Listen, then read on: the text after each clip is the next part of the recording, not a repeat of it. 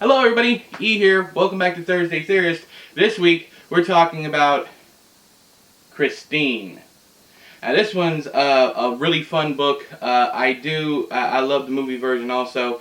To get the review out of the way, I only give this one 3 or 4 stars whenever I read it because it's a little... Okay, the movie cut out all the right parts of the book.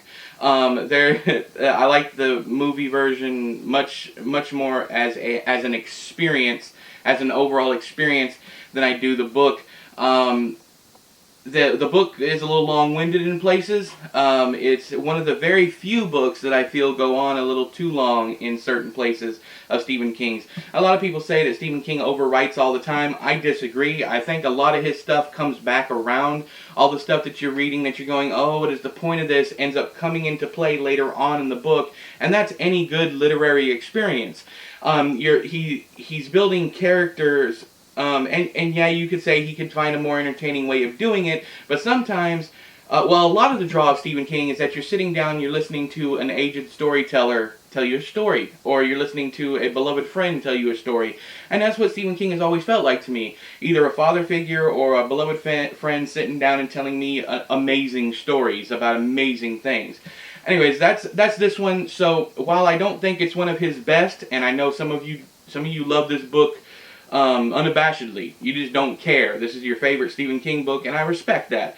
I feel the same way about it. Nothing you can tell me about it that would change my mind. Okay, the tie-ins to the Dark Tower and the Kingverse for me are rather easy with this one, because it is explicitly said, even Stephen King has said, that From a Buick 8 ties into the Dark Tower universe. The creatures and things that come out of that Buick in that horrible book are tied into the Dark Tower universe. Now, this one, I believe that Christine, the car from Mile 81, the short story that's in A Bazaar of Bad Dreams, it was released by itself also. It had I think a section from 11/22/63 in it to make it long enough for publication. Let's see here. So we got the car from Mile 81, the From a Buick 8 car, Christine, and also the Wraith from Joe Hill's Nosferatu. I believe that all of these cars share the same thing, that they are not actually cars. What they are lesser demons from the Prim. Now, for those of you that don't know, I'm going to go into a little more here about the Prim than I normally would in a Thursday Theorist. That is not a Dark Tower book related.